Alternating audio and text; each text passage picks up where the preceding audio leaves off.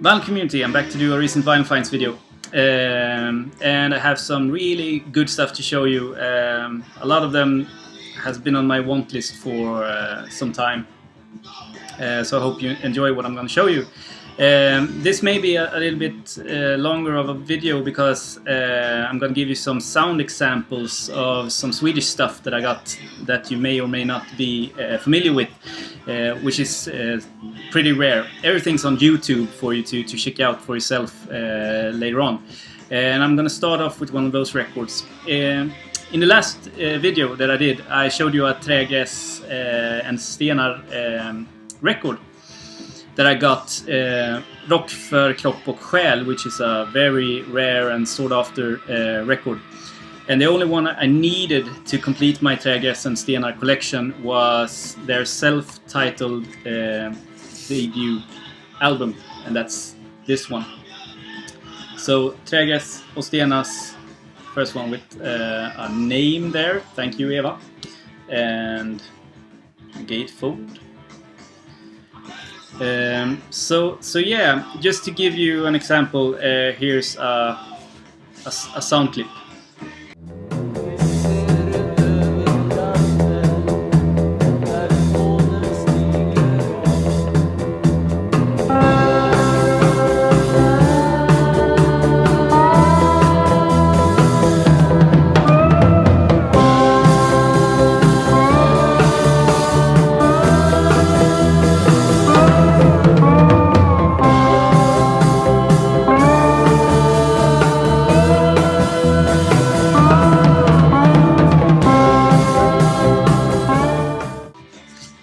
Yes, hope you enjoyed that. Here's the label on the Decibel.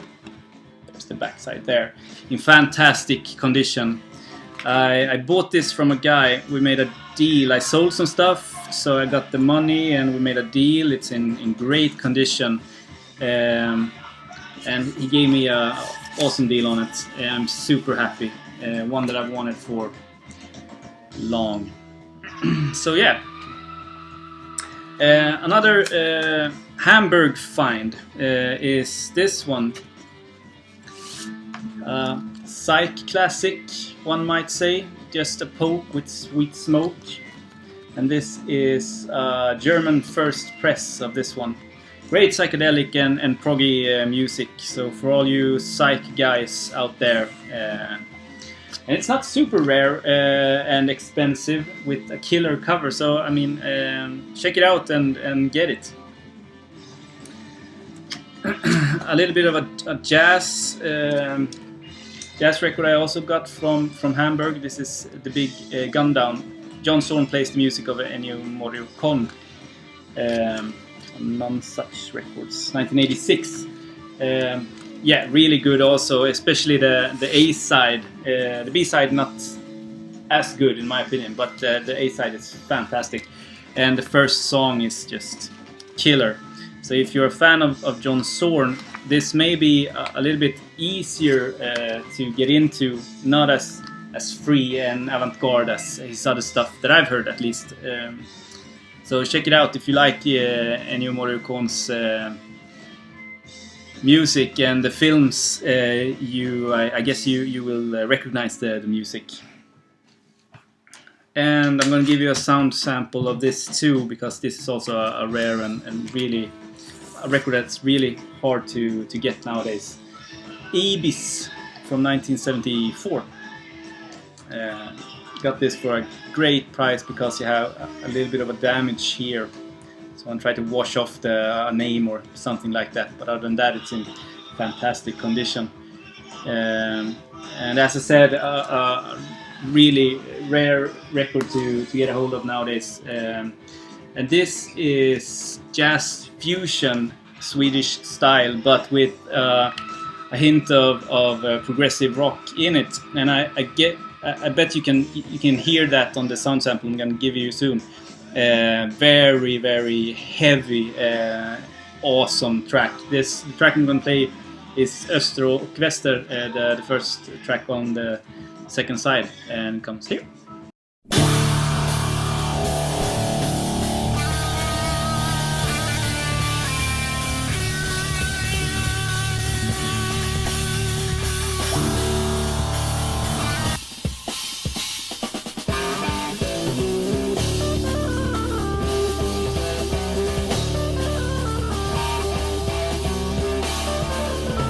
So, hope you enjoyed that. Moving on to a record that I did not enjoy at all.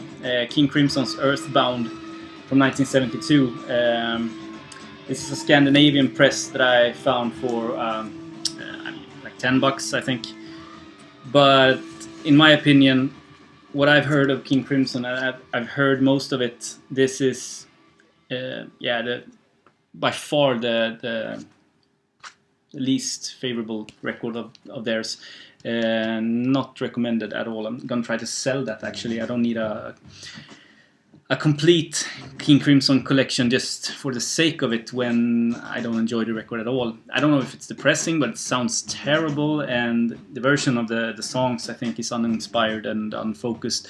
But I mean, that's just my opinion, and I'm a huge King Crimson fan, so yeah, bummer. Next one that I'm going to give you a sound sample of, and if someone of you knows about the Swedish band Mäki Markmen, I think this is going to be all right up your alley, because it's psychedelic rock with a touch of soul and progressive rock. This is King George's Discovery on Haparanda Records. King George was a soul singer, this guy here. And he teamed up with 3 Swedish guys when he came to Sweden in the late 60s. And this was released 1969.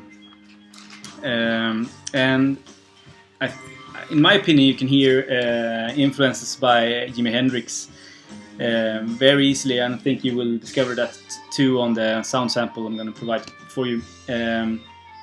But yeah, in the more of a pop psych genre maybe, with a lot of soul. So here's an example for you.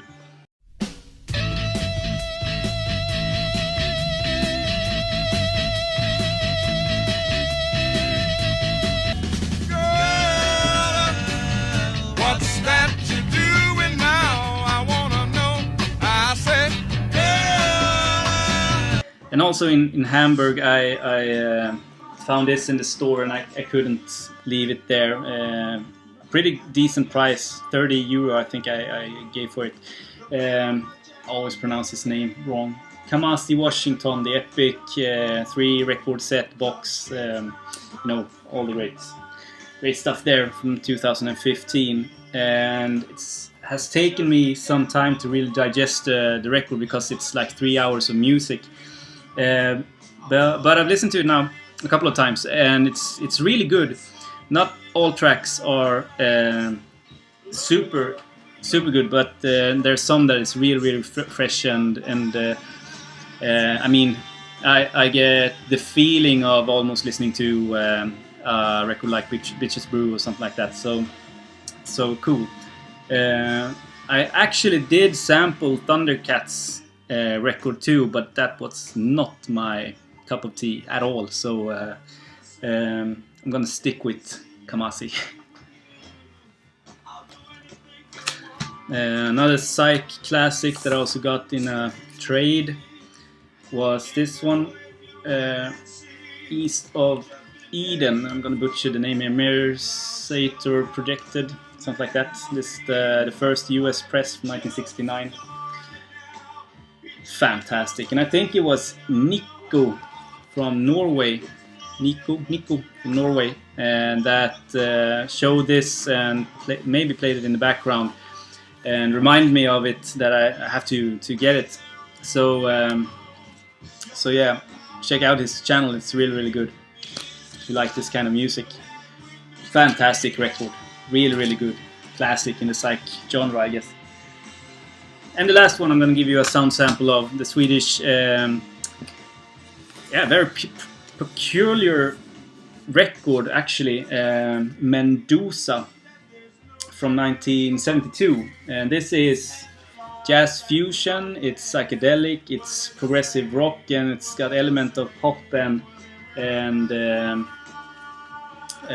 singer-songwriter. It's very schizophrenic. You never know from song to song where it's gonna end up, which is the cool thing about the record, in my opinion. Not all songs are great, but typical psychedelic record from the beginning of the 70s here in Sweden, in my opinion, with a cool cover, and yeah, awesome. So enjoy the sound sample now.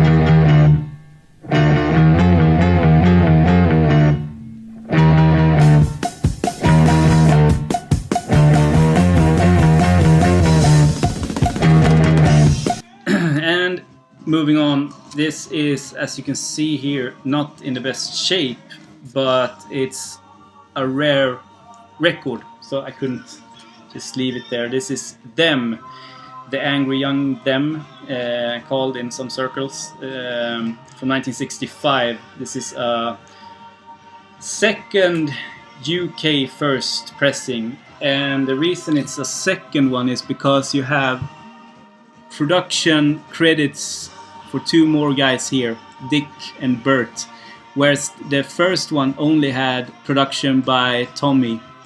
So what they did was they took the pressings back, or at least the covers back, to repress them and give credits to everyone who deserved it.